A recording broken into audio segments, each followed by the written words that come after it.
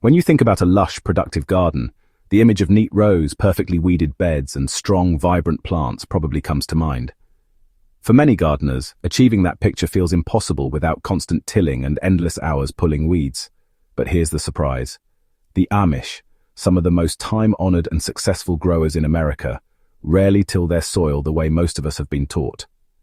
And the secret to their success isn't complicated. It's a method that actually works with nature instead of against it. Once you understand what they do differently, you'll realize why your garden doesn't need to depend on back-breaking tilling to stay productive and weed-free.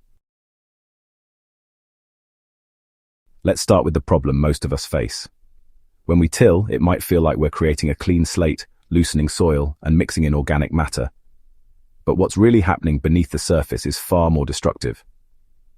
Every pass of the tiller chops up delicate soil life, disturbs earthworm channels, and brings buried weed seeds right up to the surface where they're exposed to light and water.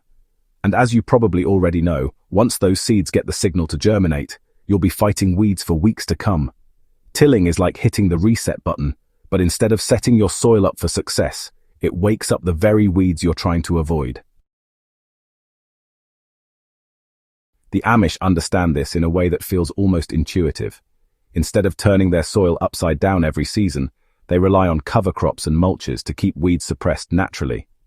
This practice not only saves them time, but it also builds soil health in ways that tilling never can.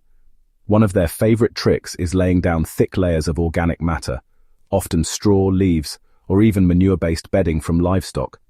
These mulches create a protective blanket over the soil, locking in moisture, preventing erosion, and most importantly, blocking sunlight from reaching weed seeds. Without sunlight, most weeds never even get the chance to sprout. The other piece of the puzzle is their use of cover crops.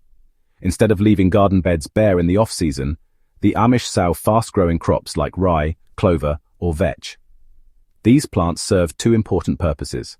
First, they outcompete weeds by occupying the soil space and resources that weeds would otherwise grab.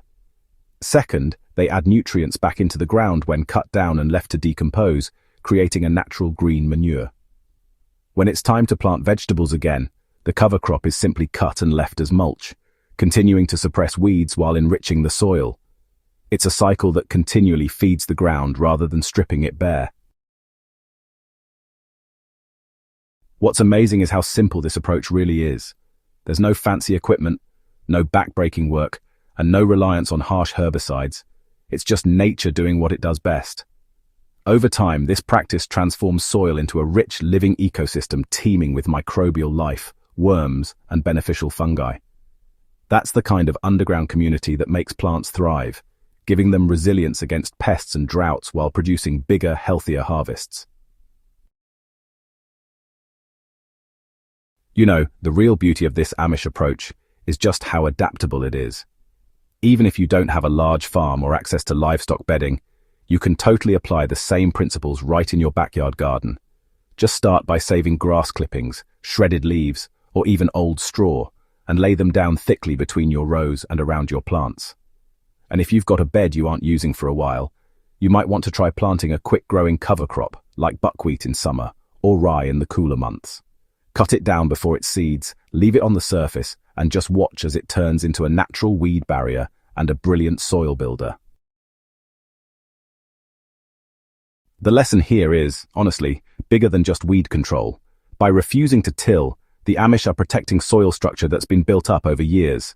Their gardens aren't just growing plants, they're actually growing life below the surface that supports everything above it.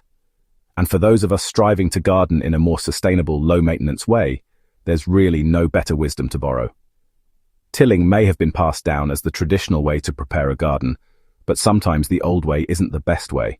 In this case, the older, quieter method of mulching and cover cropping has stood the test of time, and for good reason. So the next time you're tempted to fire up the tiller or dig deep into your soil, just think about the Amish way. Instead of churning everything up, protect what's already there. Lay down mulch, sow cover crops, and let the soil do what it was designed to do. Sustain life without constant disturbance. Not only will your plants thank you with bigger, healthier harvests, but you'll also spend less time weeding and more time actually enjoying your garden. If you found this insight helpful and want to keep learning time-tested gardening secrets, don't forget to subscribe to Gentle Herb Living. Share this video with a fellow gardener who's tired of fighting weeds. They'll be amazed at how simple and effective this approach can be. Together, let's bring more wisdom back into our gardens and let nature do the heavy lifting.